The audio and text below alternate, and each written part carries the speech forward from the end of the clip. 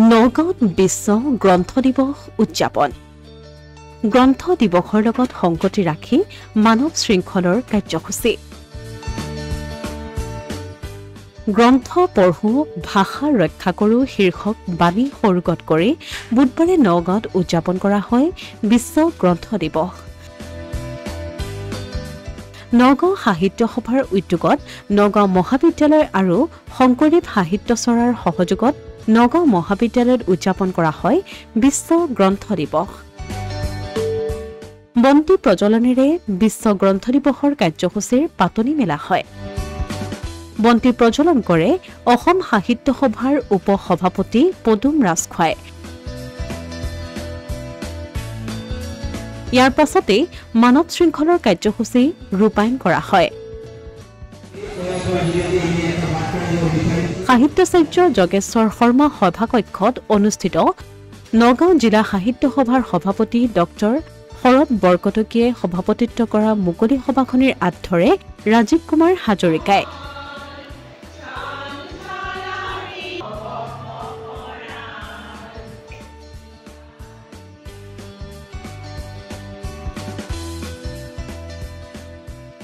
সভাৰ আৰম্ভণিতে নগাঁও মহাবিদ্যালয়ৰ ভাৰপ্ৰাপ্ত অধ্যক্ষ ডক্টৰ পুলিন চন্দ্ৰ বৰাই বক্তব্য আগবঢ়ায় ডক্টৰ ভুৱন চন্দ্ৰ চুতীয়াই আগধৰা আদৰণি অনুষ্ঠানত বিশিষ্ট ঔপন্যাসিক মণিকুন্তলা ভট্টাচাৰ্য উপস্থিত থাকি মোৰ প্ৰিয় কিতাপ শীৰ্ষক কবিতাটি পাঠ কৰি বক্তব্য আগবঢ়ায়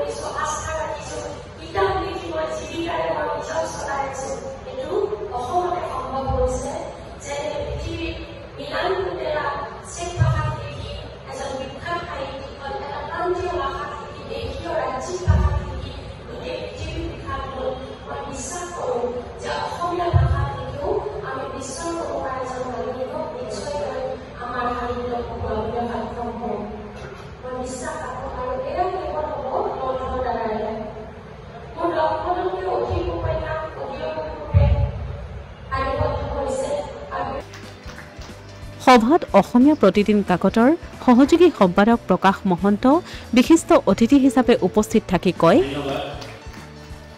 পৃথিৱীৰ আটাইতকৈ বেছি বিক্ৰী হোৱা কিতাপখন হ'ল বাইবেল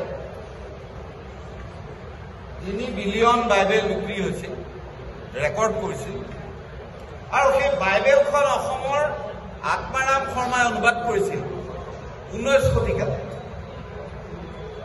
এই আত্মাৰাম শৰ্মানো কোন আছিল নতুন প্ৰজন্মৰ ল'ৰা ছোৱালীয়ে নহয় আমাৰ প্ৰজন্মৰ বহু ল'ৰা ছোৱালীয়ে নাজানে এংলো আছামিজ ডিকচনেৰীখন যিখন প্ৰথম অসমীয়া আৰু ইংৰাজী অসমীয়া ডিকচনেৰী আছিল সেইখন বুদ্ধীন্দ্ৰনাথ দিলিয়াল ভট্টাচাৰ্যই ৰচনা কৰিছিল সেইখন নগাঁৱৰে আছিল আত্মাৰাম শৰ্মা নগাঁৱৰ আছিল বুদ্ধীন্দ্ৰনাথ দিলিয়াল ভট্টাচাৰ্যৰ সিংহাপনি আছিল এতিয়া ৰূপক শৰ্মাৰ সমষ্টি আৰু যিজন ব্যক্তি কোম্পানীৰ বাগিচাৰ মালিকবিলাকেও আনকি ব্ৰিটেইনত গৈ অফিচাৰৰ লগত ডাঙৰ ডাঙৰ অফিচাৰৰ লগত কথা পাতিবৰ বাবে তেওঁক ইংৰাজীত কথা পাতিব তেওঁহে পাৰিব কাৰণে তেওঁক লৈ গৈছিল। এইজনে আছিল সুধীন্দ্ৰনাথ দিলিয়াল ভট্টাচাৰ্য। আমি মানৱ শৃংখল কৰোঁতে মই কৈছো যে এই জাগা আজি যোগেশ্বৰ শৰ্মা ছাৰৰ পৰা ৰত্নকান্ত বৰকাকতিৰ পৰা আজি সৰস্বতী সন্মান লাভ কৰা লক্ষীনন্দন বৰাৰ পৰা মহিম বৰা ছাৰৰ পৰা বিভিন্ন বৰেণ্য সাহিত্যিকৰ ভৱেন্দ্ৰনাথ শইকীয়া তাৰ আমাৰ স্বৰ্ণ বৰা পৰৱৰ্তী প্ৰজন্মৰ পিছত প্ৰজন্ম মই ক'বলৈ গৈছো যে স্বৰ্ণ বাইদেউ আমি ইয়াৰ মাজৰ কিন্তু বহুত মানুহক পাহৰি পেলাইছো। বহুত মানুহক আমি পাহৰি পেলাইছো। তাৰ মাজত হয়তো আমি প্ৰণৱ বৰাক মনত ৰাখিছো, তাৰ মাজত হয়তো আমি মহিম বৰা ছাৰক মনত ৰাখিছো, তাৰ মাজত হয়তো আমি যোগেশ্বৰ শৰ্মা ছাৰক মনত ৰাখিছো। কিন্তু যিসকলক পাহৰি পেলাইছো সেইসকলৰ মাজত শংকৰদেৱৰ সাহিত্য প্ৰতিভাৰ কথাটোও কিন্তু আছে। শংকৰদেৱক আমি ধৰ্মগুৰু হিচাপে গুৰু আসনত শংকৰ গুৰু আমাৰে মাধৱ গুৰু আমাৰে বুলি নাম গাইছো। শংকৰদেৱ মাধৱৰ যি সাহিত্য কৃতি, শংকৰদেৱ মাধৱদেৱৰ অসমীয়া সাহিত্যৰ জগতলৈ যি বৰমণি অৱদান, যাৰ জৰিয়তে অসমীয়া জাতিৰ পৰিচয় নিৰ্মিত হৈছে, সেই কথাখিনিক বিস্তৃত বিশদভাৱে নতুন প্ৰজন্মক বুজাই দিব পৰাকৈ কোনো সাহিত্য কিন্তু পৰৱৰ্তী সময়ত ৰচনা হোৱা নাই।